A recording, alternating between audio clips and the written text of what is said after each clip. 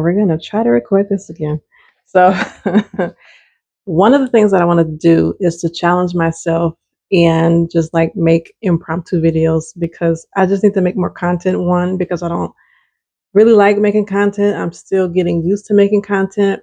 And, I'm not going to get too deep into that. But I'm going to just come up with a topic and talk about it. So, here we go. One of the things that I kind of found in something that I wrote maybe a couple days ago was that a lot of women not they don't necessarily get tripped up by sin nowadays. They get tripped up by food. For those who don't know, my name is Crystal. I am a movement specialist. I teach women how to move with less pain so they can move in more purpose. I've been doing this for about 10 years now, since my son was like 3. So it's something that I grew in passion in. I did not know that this would be my vocation, but I love to teach and I love the human body. I think it's one of the most amazing masterpieces, chef's kiss, that God has ever done. So, yeah, we're going to do that. My son might be coming up the stairs. So, one of the things that I want to talk about is found in Philippians 3, verse 18 through 19. Come on through. So, in verse 18 through 19, this whole passage of scripture, by the way, is talking about the high calling of God and how we are supposed to like be separated from the world and use the gifts that God has given us and all that to glorify Him. So in verse 18, it says, "For many walk, of whom I have told you often, and now tell you even weeping, that they are the enemies of the cross of Christ, whose end is destruction, whose God is their belly, and whose glory is in their shame, who mind earthly things." So there's a lot of instances in the Bible where it talks about our appetite, like tripping us up for real. And a lot of people, okay, I like food. Don't get me wrong. Okay. I like a good Mexican dish. I like a good Mediterranean dish. I like a good Italian dish. I'm always into trying new foods, but for in some instances, we've gotten out of hand. All right. Let's be real. And it's not that we go out and we are like blatantly being mean to people or blatantly mistreating people or being lazy and things like that. But the food is actually tripping us up and encouraging that if we don't like keep an eye on it.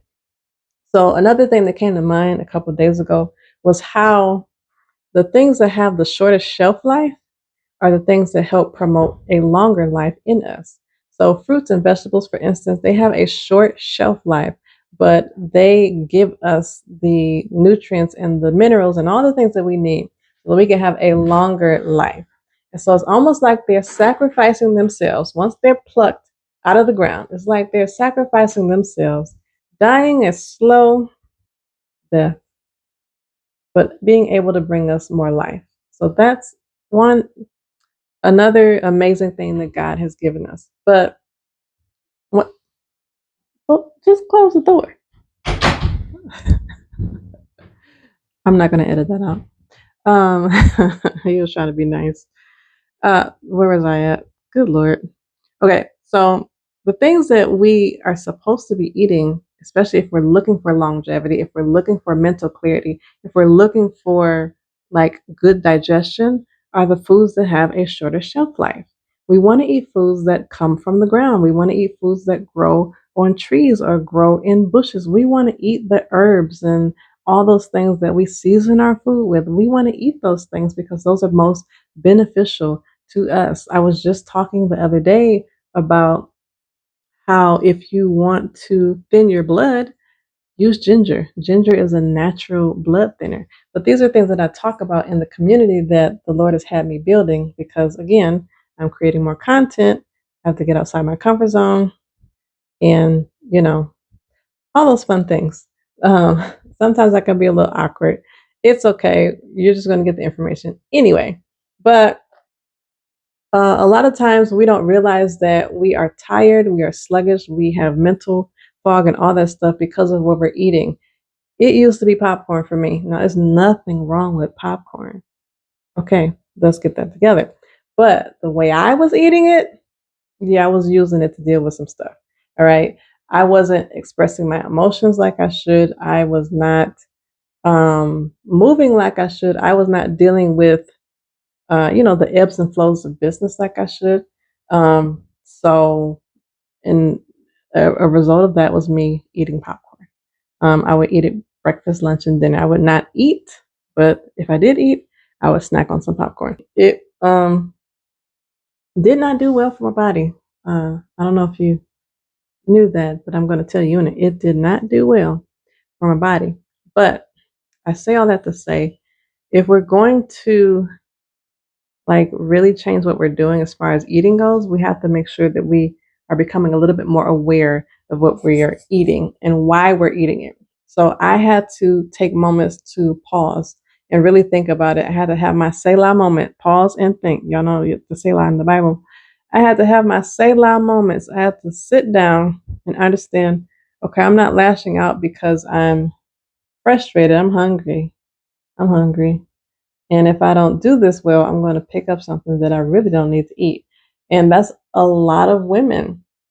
I've coached a lot of women who do that. They just kind of absent-mindedly pick up something. They just want something quick and convenient. And a lot of those things don't have your best interests at heart. So we have to plan better. That's one thing that we can do.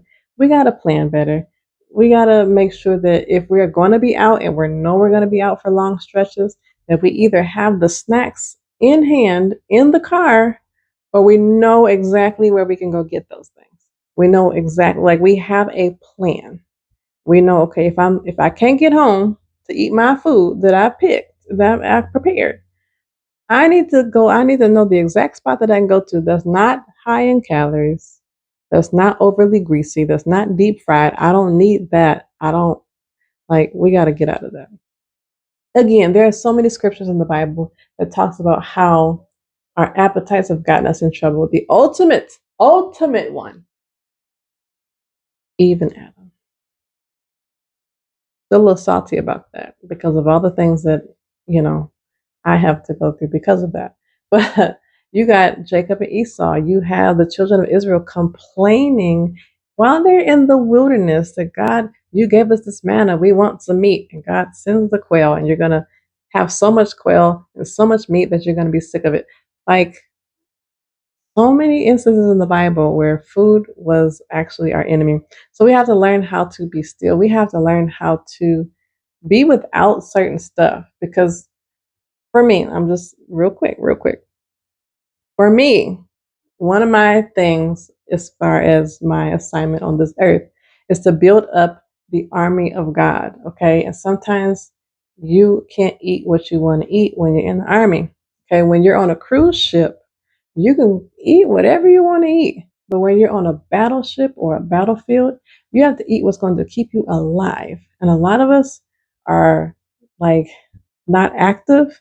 We're not paying attention because we're eating things that, are promoting confusion in our bodies and our minds and everything else. We can change that by picking better foods. So the one thing I can tell you is to take one meal. If you're eating all crazy, no judgment. I used to be there. Okay, if you're eating all crazy, all that right now, pick one meal. How can you make it better?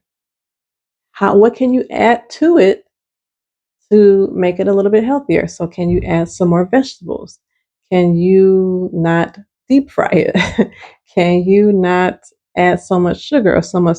What can you add to it? Vegetables. Okay. What can you take away from it if that is applicable?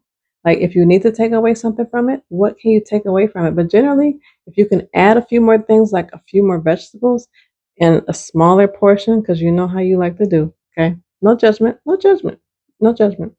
But if you can have smaller portions and add some more vegetables, just one meal, then that might help you like make better decisions in your day. a lot of the times how we start our day is how we finish our day. And if we're not careful, it could be all out of whack. So again, I could nerd out on this stuff all day, but this, I just wanted to come on here real quick. Again, I'm just practicing making more content more consistently because the Lord told me to step out and do this, and there is no safety net. So I'm just going to have to do this. This is all in right now. Okay. Single mama here till my husband comes. Okay. All in. So if this content was helpful for you, please comment below, share your thoughts. What is your go-to thing? Again, for me, it's popcorn and some chips. Like my nephew's chips are sometimes the best type of chips. Don't worry, sister, I'll go buy him some more. But what is your go-to thing? Let's talk about that in the comments. If you are looking for a community that you can talk about these things in and we can like overcome them together, then I will link the Facebook group that I have and that I'm growing in the description of this video. But if you could do me a huge favor and like it and subscribe and share so that more people can see this and so that more people can be involved in the conversation and that, we can all help each other. So I appreciate your time in watching. I thank God for you and I hope to talk to you soon. Deuce, deuce.